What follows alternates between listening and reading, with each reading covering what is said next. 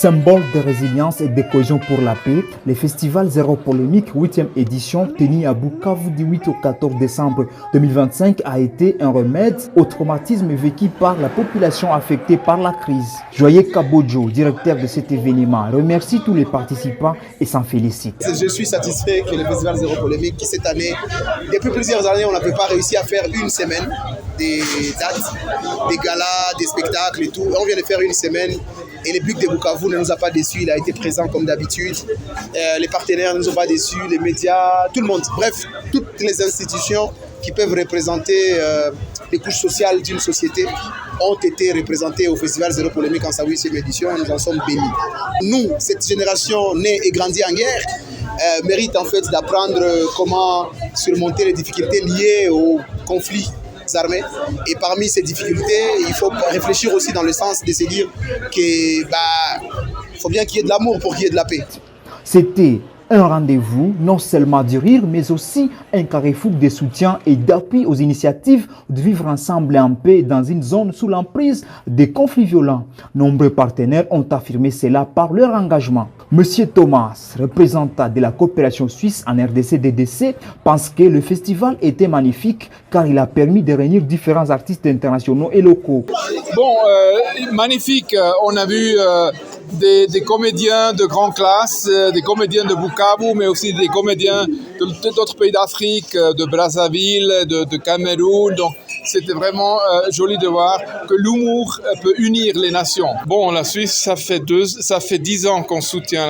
On va continuer dans nos efforts de soutenir la culture en RDC. Pour lui, l'accompagnement de la DDC est très important. Madame Constance de la Planta, chef de programme à la coopération suisse DDC, encourage la communauté de Bukavu à tenir bon et que l'humour offre un espace favorable à la cohésion. Bon, le message c'est tenez bon, que l'humour offre un espace d'expression pour pouvoir thématiser des sujets difficiles et offrir aussi parfois des pistes de réflexion sous une autre manière.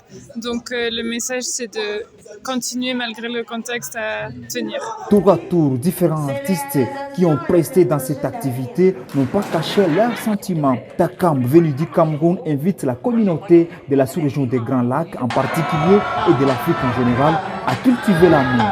Nos autorités, de façon générale, doivent cultiver, on doit cultiver l'amour parce que c'est l'amour qui nous aidera à surpasser, à vaincre la haine, à vaincre les différents conflits. Et c'est une réalité par laquelle tous les pays africains, de façon générale. De son côté, Jojo la légende du Congo-Brazza encourage les personnes handicapées à briser les mythes du handicap. Oui, j'ai parlé de l'handicap parce que généralement les gens s'auto-introvertissent quand ils ont un handicap. Mais moi, voilà, Par ailleurs, les participants ont été satisfaits. Madame Monique venue de Goma pour suivre ce spectacle, mais à l'avant le caractère thérapeutique de l'humour.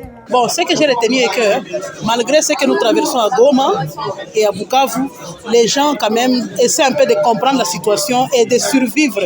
Malgré qu'il y avait eu des pillages, malgré qu'il n'y a plus de banques, moi-même je suis couturière, on ne sait plus nouer debout du mois, mais quand même les gens tiennent le coup. Le projet Kizazi Tchahamani de l'Union européenne, mis en œuvre par l'ONG Alerte Internationale et Paul Institute au nord et au sud Kivu en RDC et à Rubavu et Rusizi au Rwanda, a été présent pour sensibiliser les jeunes par différents messages de paix et de cohésion sociale. Claudine Moukoko, chef de projet au centre d'Alerte Internationale, a expliqué que c'est ça l'objectif de leur présence au festival. Nous sommes là pour passer un message de paix, plusieurs messages de paix aux jeunes, afin que ces jeunes soient des acteurs de paix ou agents de paix, mais aussi qu'ils contribuent à la paix au niveau de la région des Grands Lacs.